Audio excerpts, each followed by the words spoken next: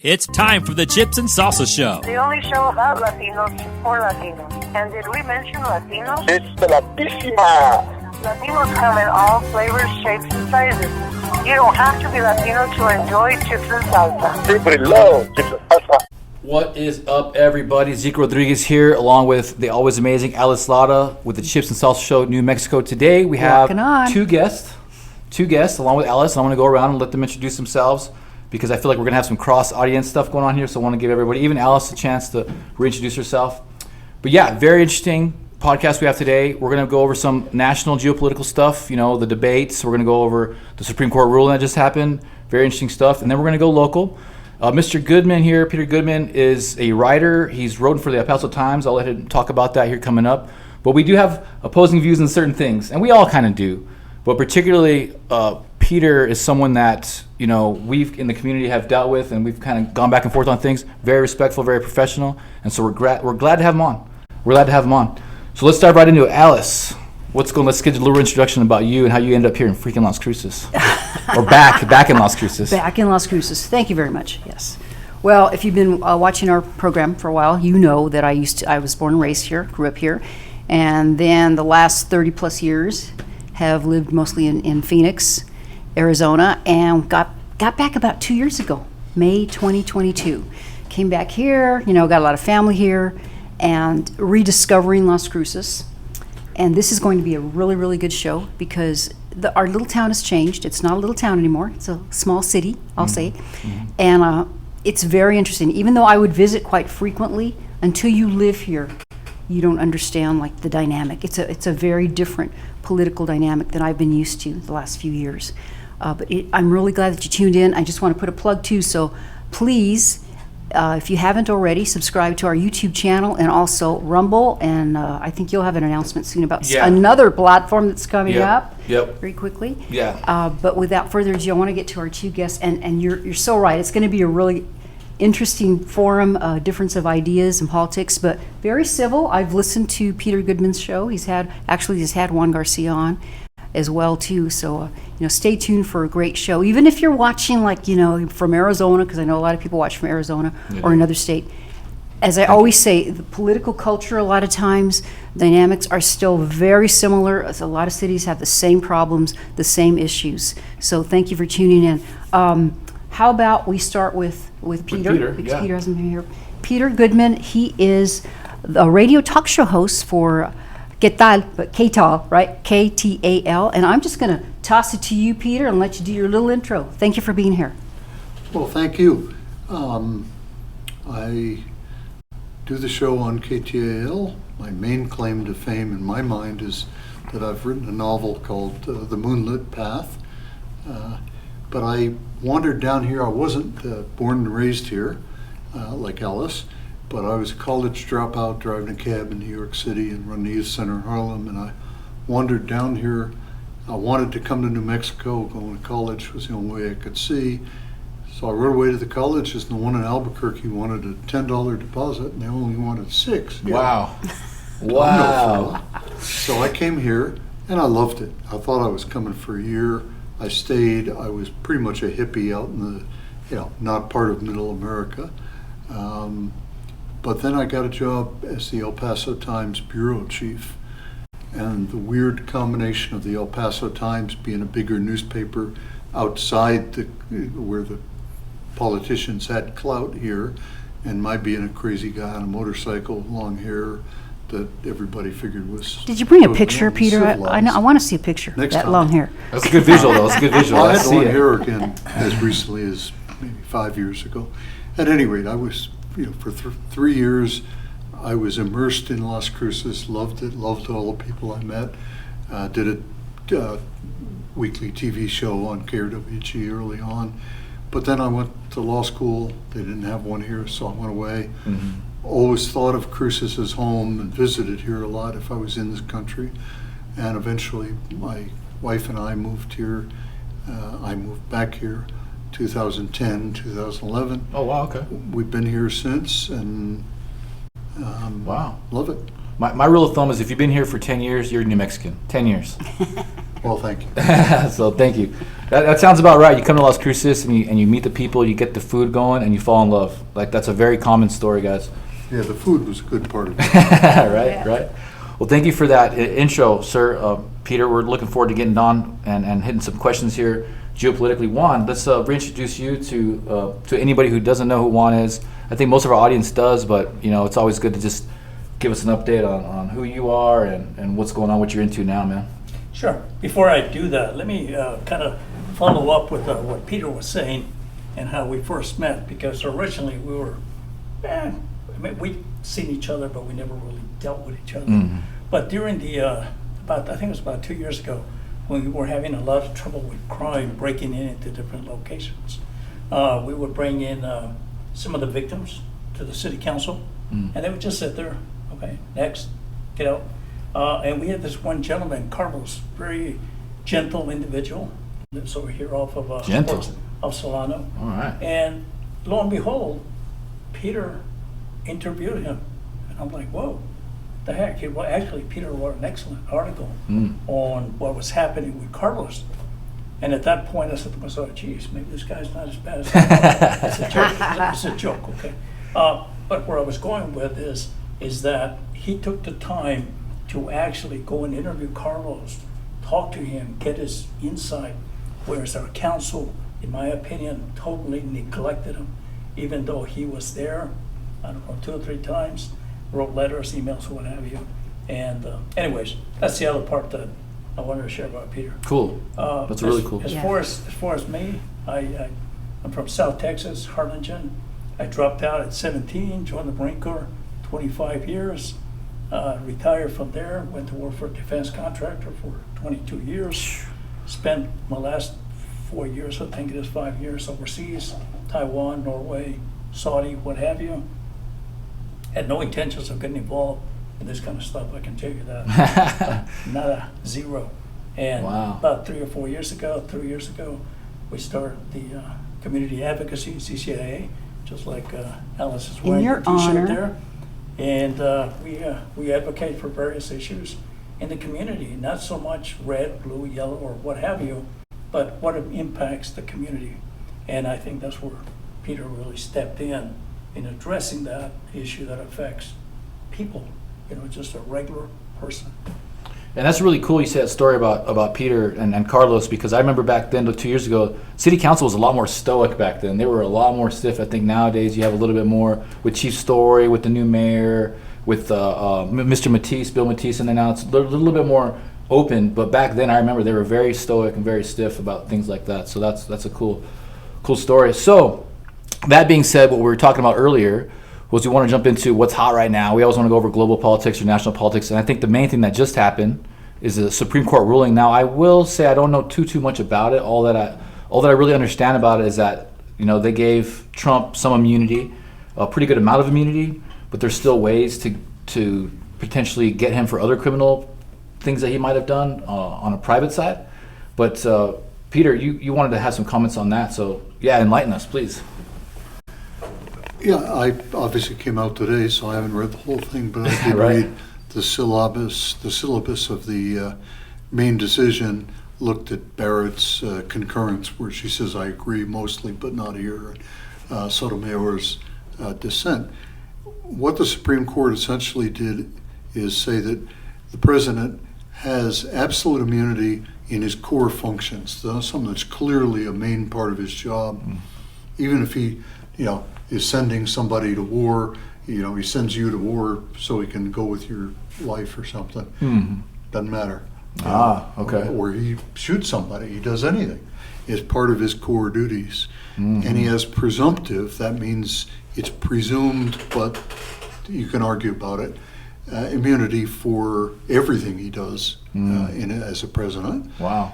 And the other thing they did, which only lawyers would pay attention to, was say you can't even mention, for example, if I were trying to sue you for doing something, and part of my case was that you knew about it because you had a talk with your attorney general. And it's public information, but you don't have, you have immunity as to that. Normally we could still use it to testify, yes. as evidence to what you don't have immunity for.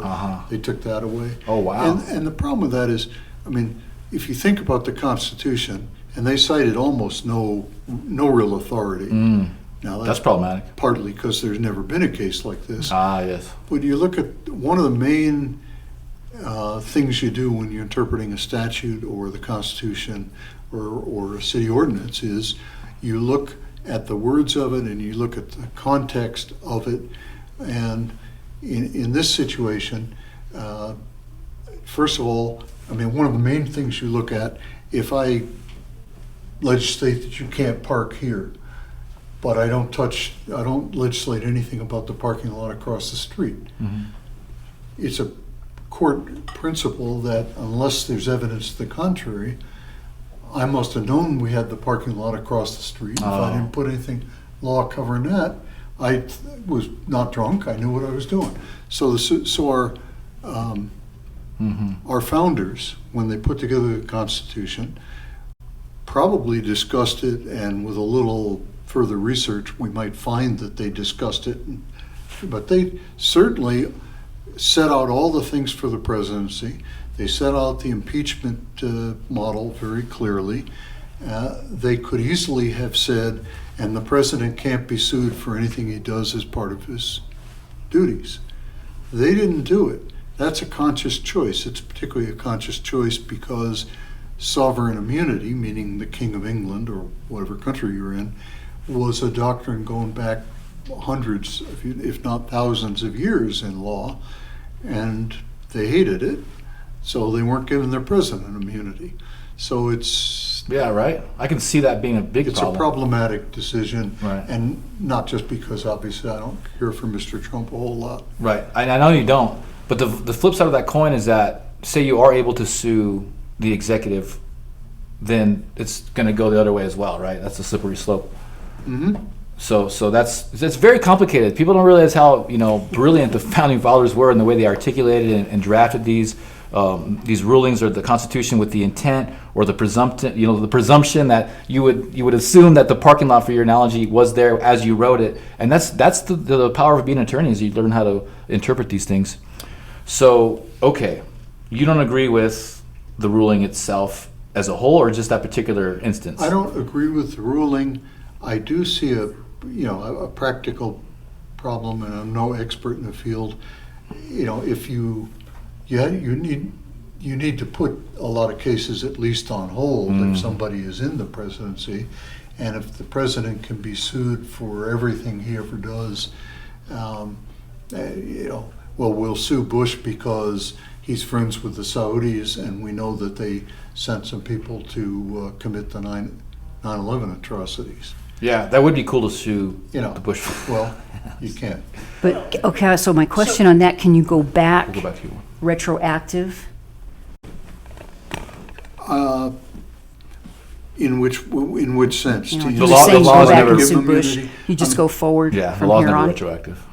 Well, that would have, if somebody wanted now to sue Obama for something he did, or Obama might be going too far back, statute of limitations wise, depending on what the claim was.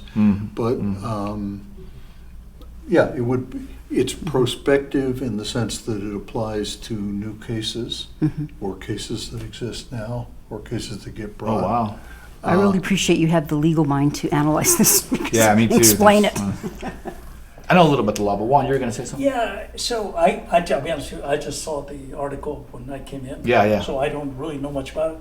But the one thing that troubles me on both sides is every time that there is a decision made and the left doesn't like it, it's because the conservative court, the right doesn't like it because of the liberal court. And I can tell you that Ginsburg used to drive me crazy. I could not stand her. Kagan is not one of my favorites. Sotomayor is definitely not one of my favorites. But if I step back a little bit, I have to trust, don't like what the Supreme Court justices are doing. Right away it becomes a political issue.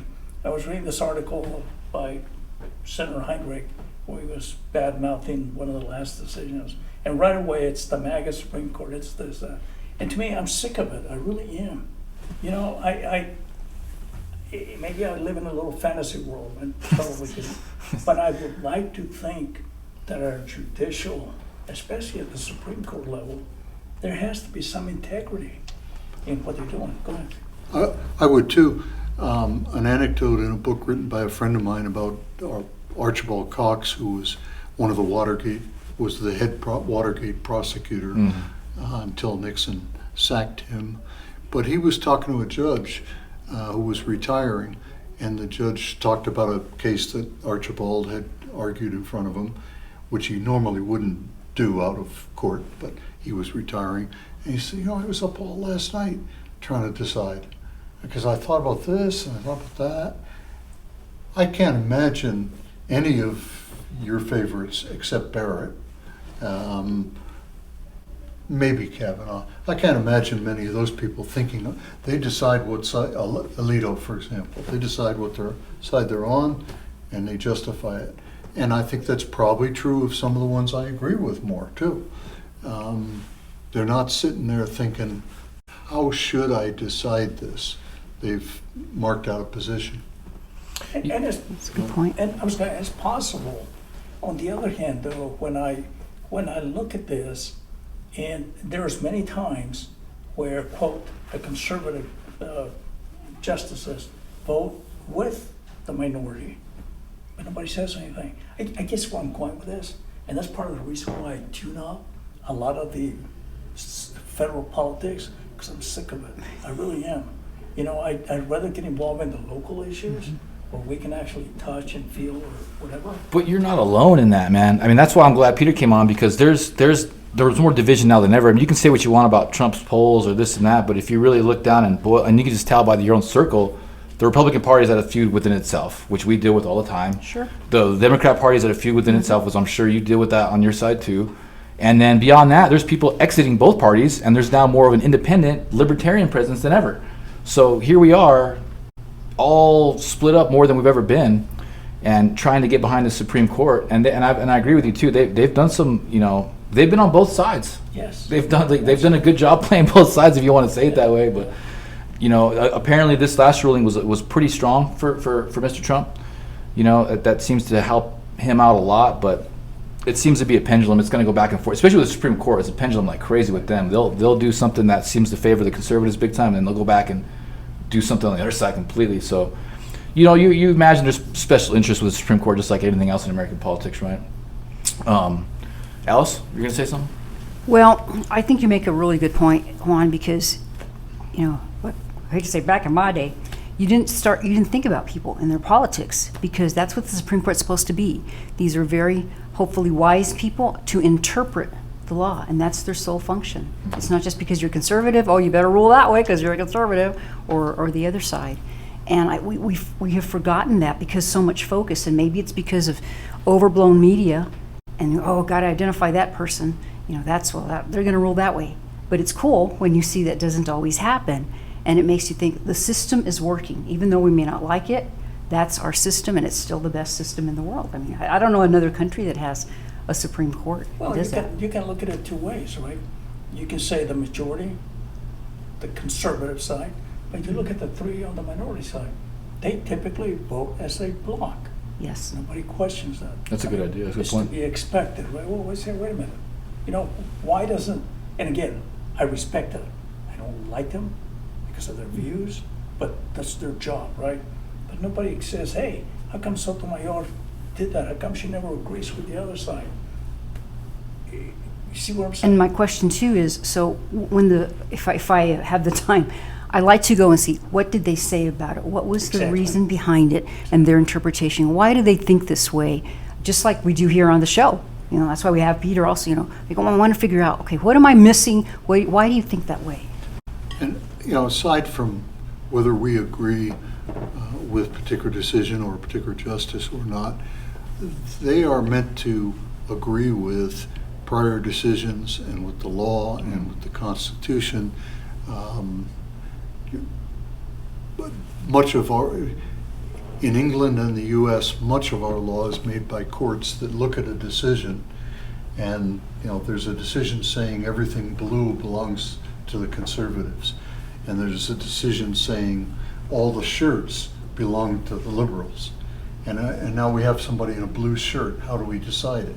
And you look at cases that are, close to on point, and you try not to disturb unnecessarily a whole lot the precedent. Right. Now, the Supreme Court disturbed it incredibly in 1954 with Brown v. Board of Education, because the prior law was you can segregate, if the state wants to, you put blacks in the back of the bus and an inferior school, and it's your right.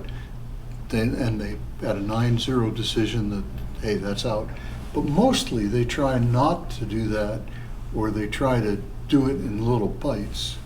And this Supreme Court, they're locked in with a majority, and they're extremists, and they don't care. Yeah, and so for me, just because I investigate politics pretty heavily, or people who watch the show know. For a millennial especially. For a millennial, yeah, especially. But it seems like what's going on with Trump and the prosecution and the crimes or whatever, it seems to be more of an election interference thing. But I don't know if the Supreme Court ruling had taken that into account. But it seems like that would kind of stop them with the prosecutions during the campaign. That was the most concern for me, because I've campaigned before. I mean, and that guy to be persecuted by the system and to get on camera and still do a debate, that's amazing to me, because that would destroy most people.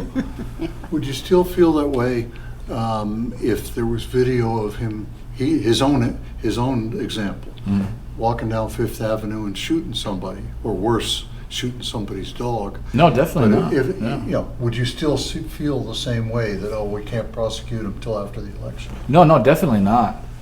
I mean, and I don't know enough about all the cases that they did bring him up on, but it did seem like, I don't know, Stormy Daniels was quite a ways ago too, right? I mean, how long ago was that? Which? The Stormy Daniels case, how long ago did that go by? Well, the actual The instance. the actual election interference, I mean, the event with her that he denies Right. was quite a while ago. Right. But the election interference was, I think, the 2016 election. Ah, yes. I was just as an It example. was 16. Yeah. But it's the optics, okay? And trust me, I'm not here to defend Trump. Yeah, he's not. Yeah, he's You not. know, I mean, he did fine in 2016. I have my concerns about him. You've always been critical of Trump since I met you, though. I can tell you that I watched less than 10 minutes of the debate, and I turned it off. Oh man, get ready, that's what we're going to talk about next. One individual, I couldn't understand what the heck he was talking about. And I think it finally became very clear, even by the Democrat side, it is what it is, that Mr. Biden, President Biden, is not all here, okay? I mean, I think everybody's been saying that. Now even the New York Times, I think, editorial board, one of the newspapers from Atlanta, I think it was Georgia. But nonetheless, okay, when I heard both of them, I got home after our meeting on Thursday, I'm like, really? Do I want to do a replay of how great this guy is? And this guy that I can't even understand what the heck he's saying, he can't even complete a sentence. And the sad part, and I talked to Peter about this, I don't know, a week ago, 2 weeks ago, whenever we had coffee, is this the best we can do? I mean, are we in that kind of shape in this country that the best we can do is we have a 78 and an 80 year, and an age has nothing. Well, you won't run. I mean, Okay. come on. You won't run. Well, but the thing about it is, something is just not right with our country.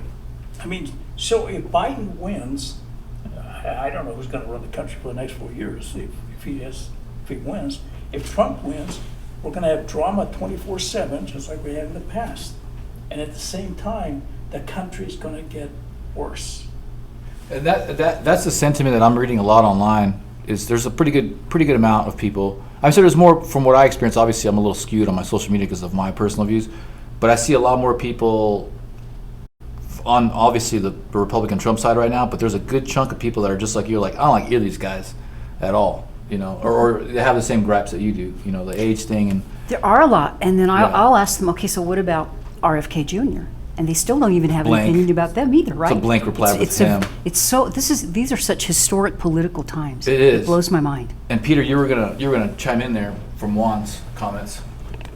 Yeah, I'll dissent a little bit from the prevailing view. I mean, I agree with him 100% about, I think both parties could probably do better as far as candidates.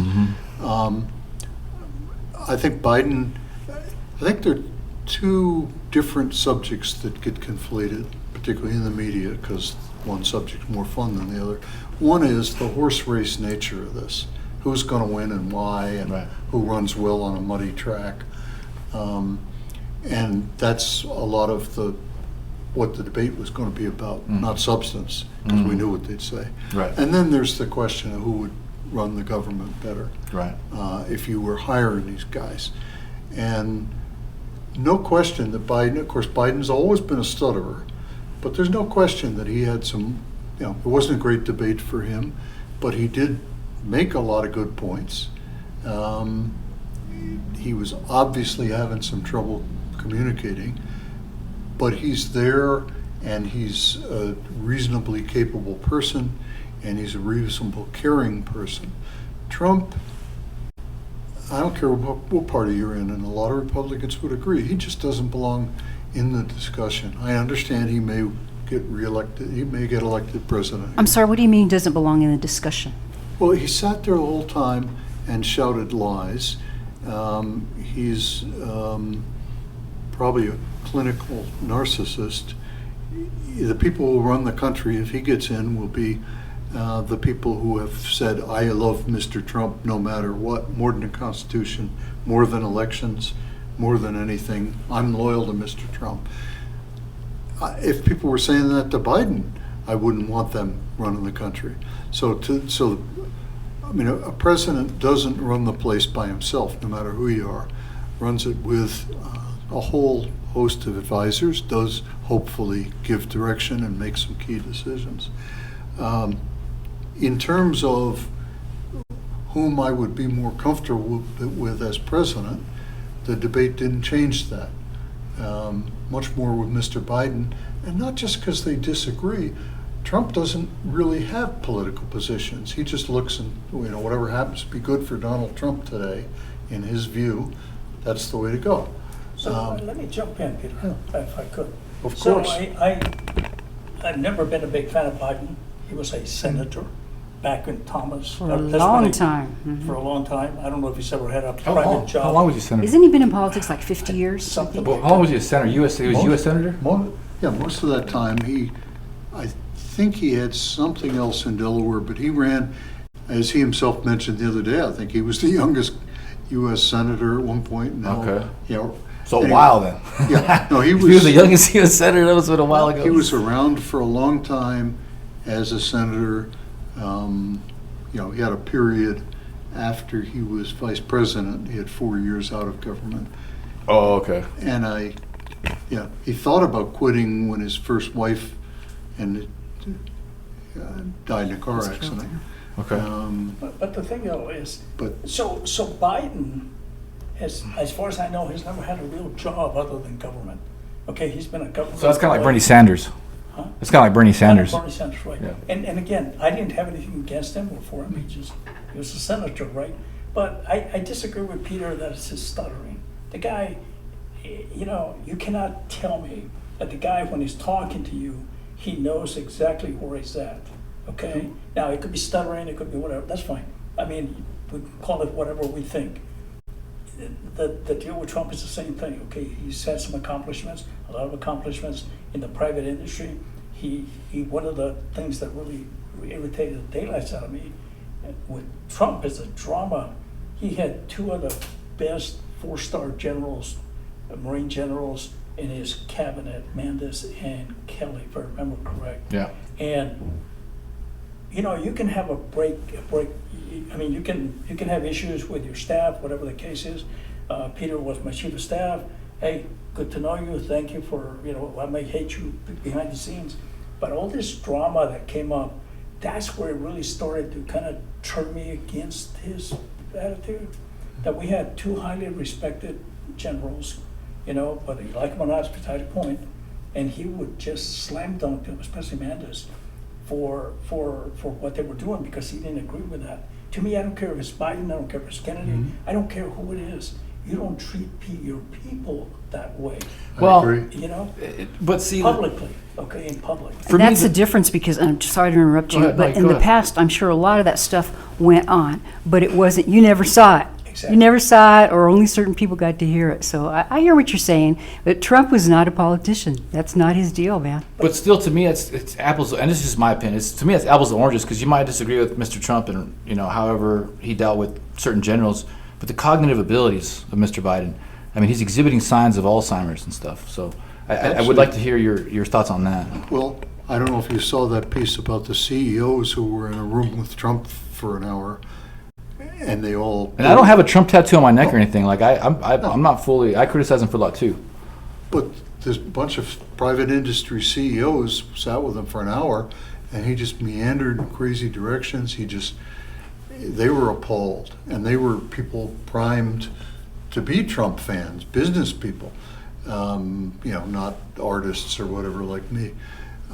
Seems feasible. I mean, he's Could old you too. send me that clip? I haven't heard or seen that. Have you? I haven't, but it wouldn't surprise me. That wouldn't surprise me. There's no I'm curious. video clip of That would be it, all but over the I'll- place, I'll you send think. you the story. And he was Oh, there's just no clip. wandering. No, there's no video clip. I wish there were. But his cognitive abilities are more in question. Biden certainly was getting flustered and not able to communicate. Okay. I think I had that happen once, one of the first times, one time when I was in court. And I just, I won't get into details, but I got so nervous, I could barely speak. And it was just, Yeah. I have a trick that can I see that, avoid that with now, but Mr. Biden has been there a long time, and he's got a lot of experience. And it's like watching your poor grandfather up there, and it's very bothersome because he's the leader of the free world. He's supposed to be that, and it's to me there's really no comparison, and I feel sorry for him, but then at the same time it's. I can't watch him. I mean, can't watch him. another That's 4 why I turned it years, off. Can't 5 watch minutes and you to could do the- five. What did you do? 10 minutes? 5 minutes? Did you I watch can't the whole watch it. debate, Peter? I bet you did. I confess, You did. I did. And I have to okay. apologize to Juan because I didn't go to the meeting Thursday because I wanted to watch the debate. Sorry. Biden did better later, but he was clearly off his game, and he had moments where he looked like he didn't know what planet he was on. But Okay. Thank you Yeah. for your honesty. That's cool. I appreciate that. I mean, I'm not I don't have an agenda.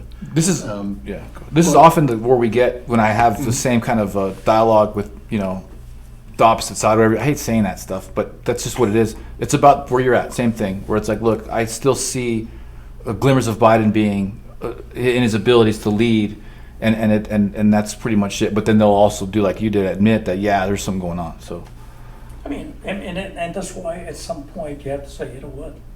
There's nothing I can do. I can vote November 5th, right? Whatever election day That's is. right. But other than that, you know what? Biden's going to do his thing. Trump's going to do his thing. God bless him. And Would I be happier, for the country if we had, I don't know, Gavin Newsom or Gretchen Whitmer versus Haley or Rubio?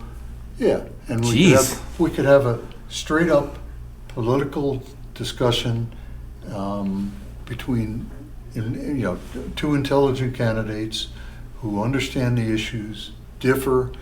They're younger and more vigorous, and we don't have all the other noise about Biden's age. Hey, I'm almost as old as he is. I think I'm still talking reasonably.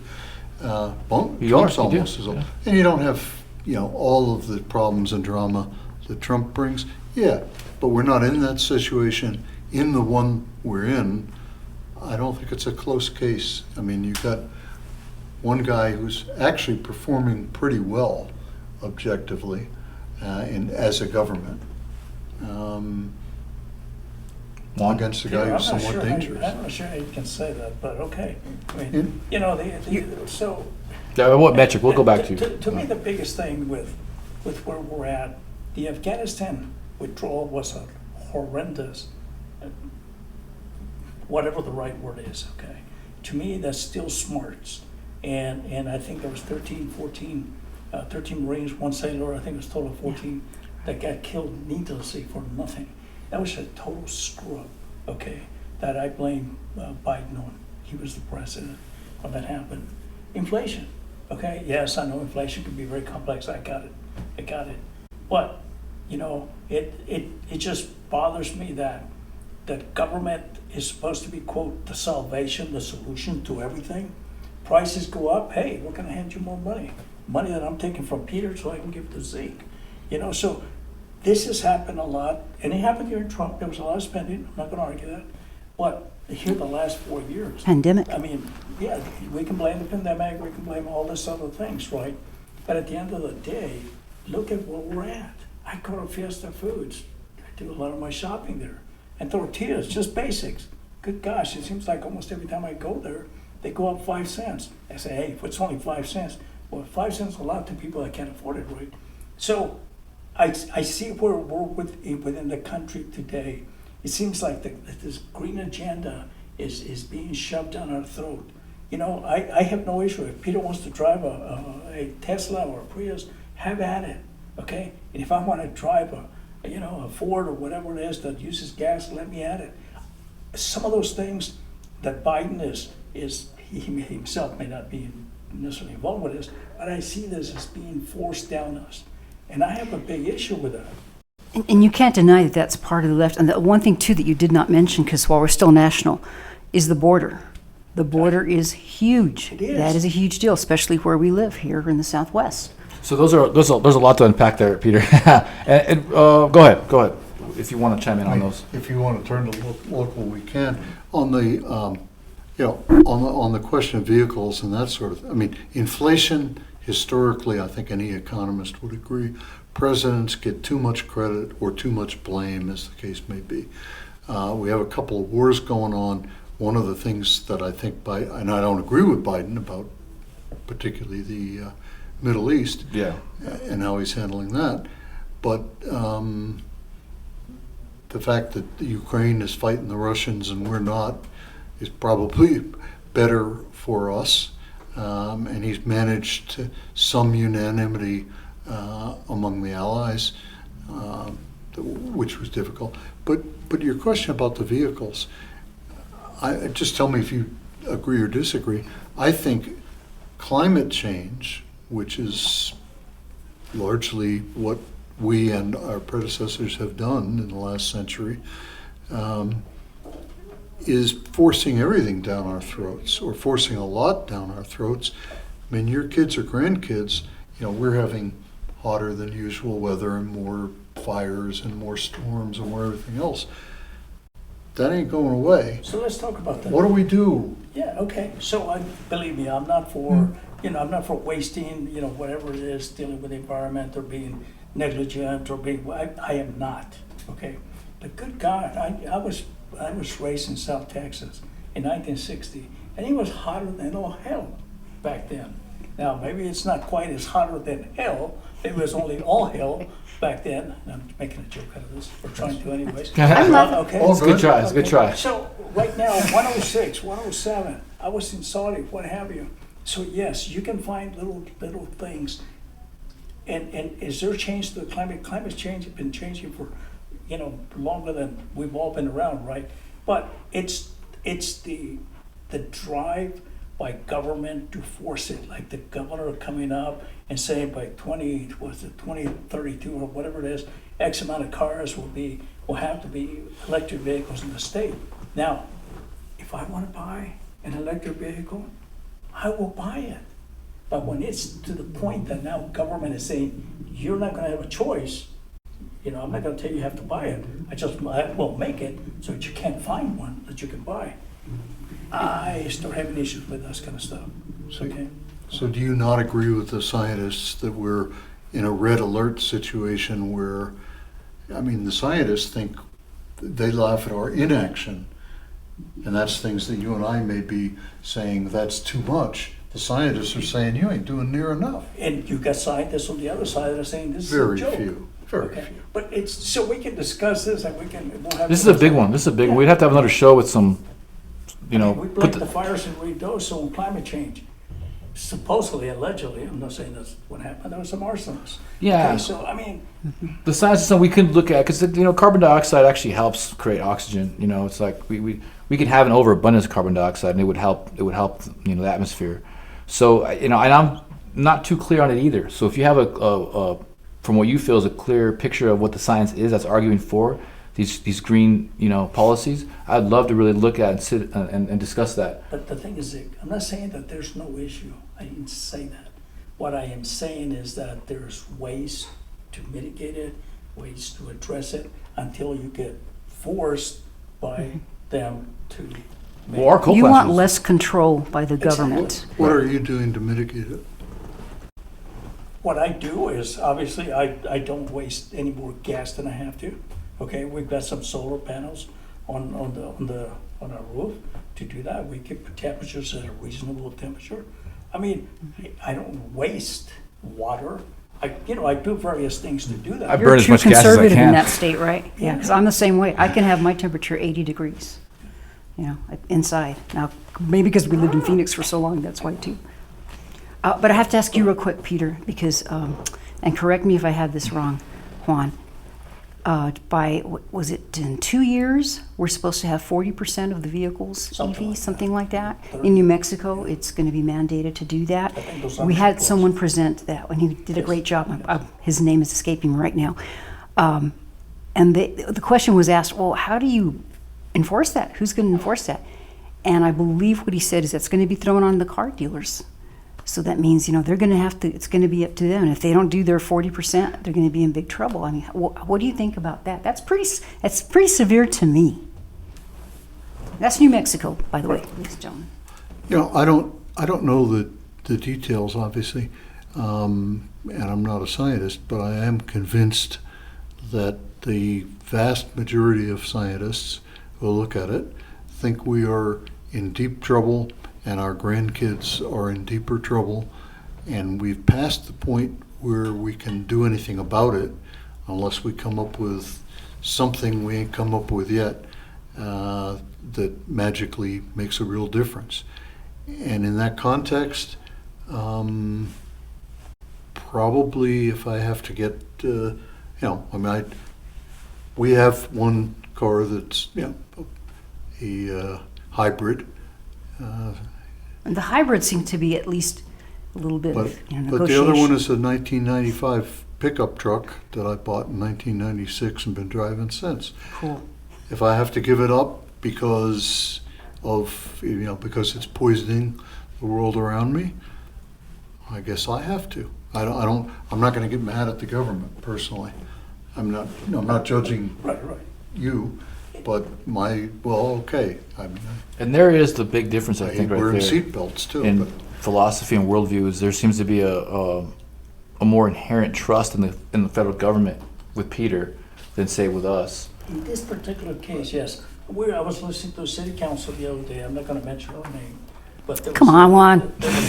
There was a sinkhole, and her comment was that it was according to because of climate change, there were more sinkholes in Las Cruces. I'm like, what the heck? That doesn't going make on? sense. So I guess what I meant to say with that is, if Peter doesn't like me sitting here, he's going to blame climate change. This is a joke. It's a joke. yeah, I know.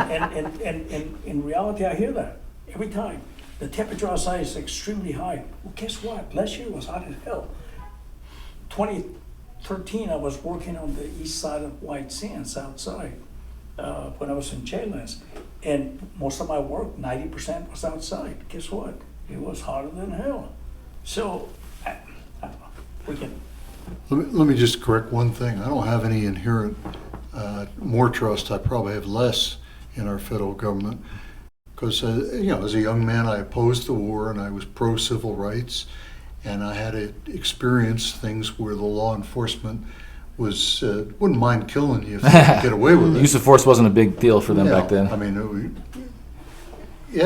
and. The hippies had integrity, man. I I'll tell you. disagreed with a lot of things the government did thereafter, including the second Kuwait War or Iraq War. But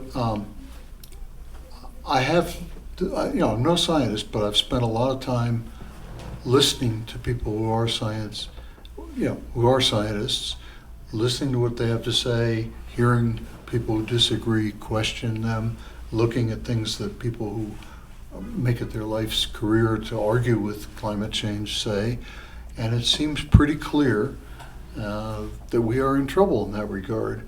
And I certainly do things that I might not prefer to do because I know I'm living in a desert and we're running out of water, and I know there's climate change. So it's not that the federal government said it. Federal government ain't saying it enough in my book. Right, and that's where I disagree, because I understand plant cell biology. I understand carbon dioxide and how the plants use it to photosynthesize along with magnesium to output oxygen, right? And so they need carbon dioxide. And so for me, like I was telling you, I mean, I do try to save gas now insofar as I'm trying to save some cash. But the way I see it is that we're terraforming by using gas emissions, and we're putting more carbon dioxide in the atmosphere that's necessary for plant growth. And that's why the plants were actually evolved to take in higher amounts of carbon dioxide, because back in the day there was 1,800 parts per million carbon dioxide in the atmosphere, whereas today it's about 400 or 500 parts per million.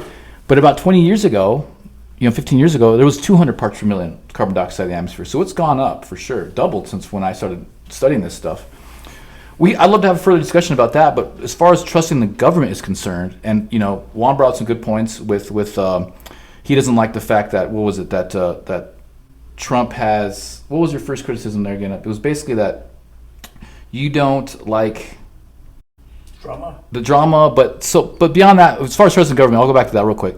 I don't like that we're spending hundreds of billions to Ukraine. We're spending all that money to them, and we have our border would have cost, I think it was like $10 billion to get a border up. So let's talk about that for a second. I don't trust the government. Why are we doing that? There's pluses and minuses to the Ukrainian war. Obviously, they're fighting for their own land. There's $14 trillion of resources there.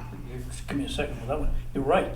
Okay. So the Russians did that to us in Afghanistan when let me back up. When the Russians were there in Afghanistan, the U.S. basically allowed it by funding and by arming the Mohadishian, I think that's called, the Afghans, right?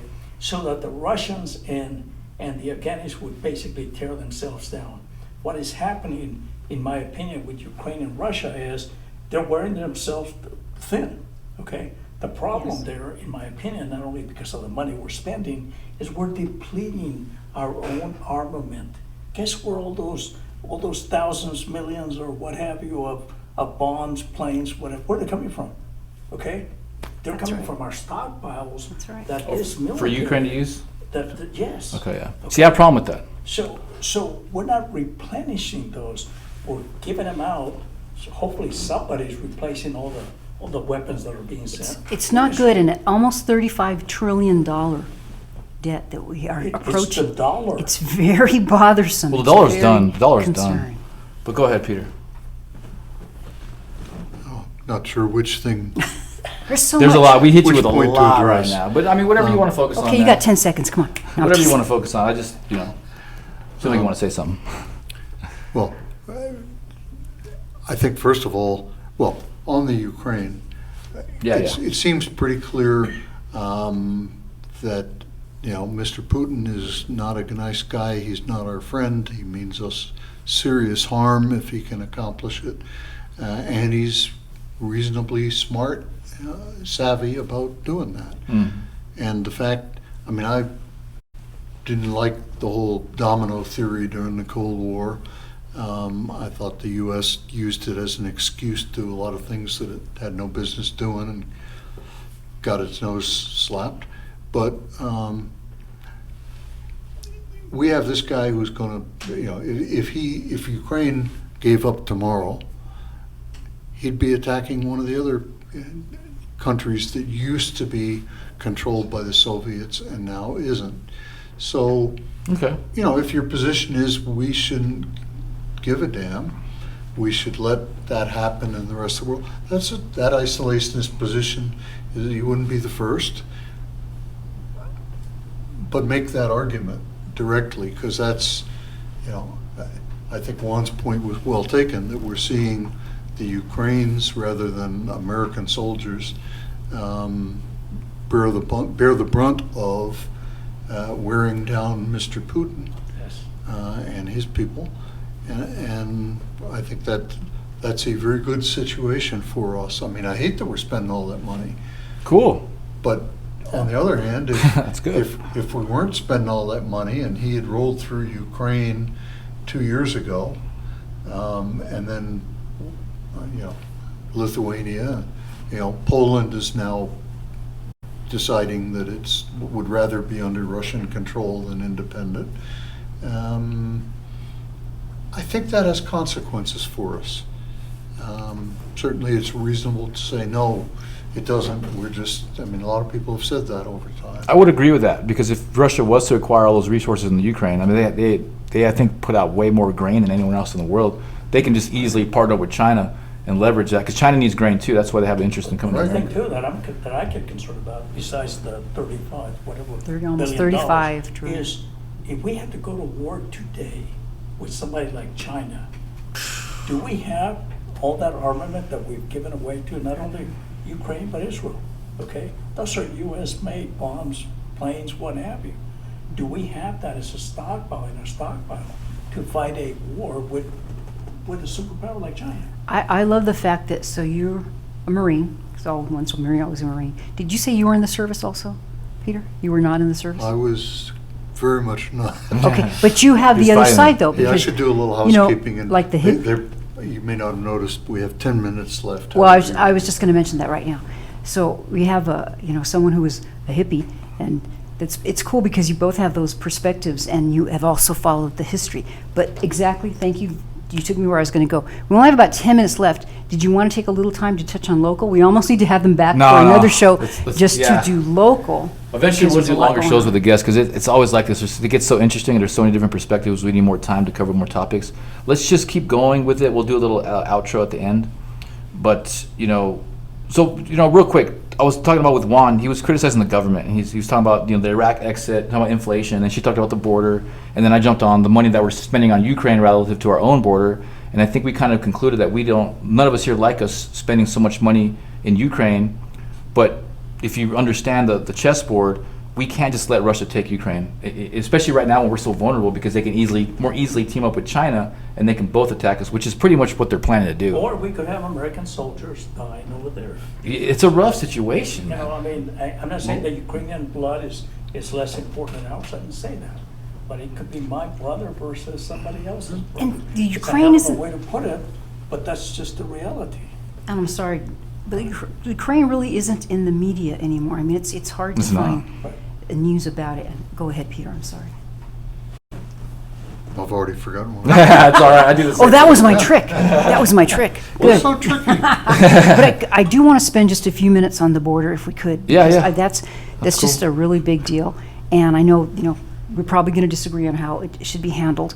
But on Facebook or wherever you are on social media, even, I have friends and they're like, oh, there's nothing you could do about it. Or I have even a friend who told me, it's just really not that big a problem. And I'm sorry, I don't see that. So even whatever you think about it, I think that Peter would agree, it is a little bit more than just a little problem. Yeah, the sheer numbers that are coming in are certainly a concern. I think Mr. Trump is probably a little bit inaccurate when he says we're housing them in luxury hotels, Fair treating enough. our veterans badly, and most of the other things that he said about it. And it also seems as if the government had come to, the government meaning the Senate and probably the House and the President, had come to a decent compromise on how to deal meaningfully with the border. And then Mr. Trump told the Republicans, hey, don't do that because it'll look good for Mr. Biden in the election. Certainly his right. I think probably we, meaning most progressives, have taken it more lightly than perhaps we should, because everybody says you're for an open border. No, and ideally, if we were in a perfect world, yes. In the world we have, no, I would not have an open border.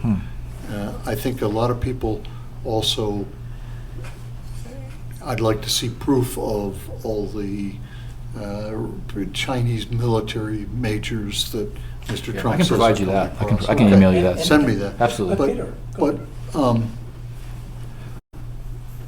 these people are coming for asylum. One of our major calling cards as a nation has been that we give asylum to people who are in trouble. A lot of these people are in trouble in countries where we, like Salvador, where we helped create the troubles they're running from.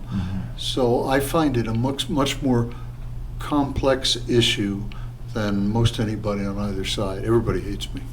Well, and the thing too is this. Okay, you have to look at it. Okay, asylum, I got it. All right, but how many are really actually seeking asylum? How many of those are getaways? How many of those are criminals? How many of those are not Nicaraguans? Blah blah blah. That they're Chinese or Iraqis or what other countries? You know, at some point in time, nobody will open their house and say anybody can come into my house. You won't do it. Why would you want to do that to the border? Okay, I'm not saying we shouldn't have asylum. I'm not saying we shouldn't. My parents migrated from here. Guess what? This guy sitting right here was 5 years old when we migrated. But you know what? My parents did. They went through a lot of trouble to make sure everything was proper. We had a job and so forth. So why is it that these other folks are allowed to just bust across? And the thing that really irritates the daylights out of me, and this is more from the progressives, is they pretend it doesn't exist. Senator Heinrich used to call it a manufactured crisis. I'm like, what the heck? Where's this guy living at? You could see reports on the Paso Times or Cruz Sun or what have you, with pictures of mobs coming through, but it was a manufactured crisis. I'm like, what are you talking about? The emperor has no clothes. Well, I agree with that. I mean, but kind of Peter was opening up like that, but he qualified it very successfully, and I think we probably could be focusing on it more as a progressive. Absolutely. And that's cool that you've been very sensible as you has been as we've been discussing over the few weeks to get this gentleman on here, and thank you so much, Juan, for coming on. We'll start wrapping things up real quick here. We got about a couple minutes left, right?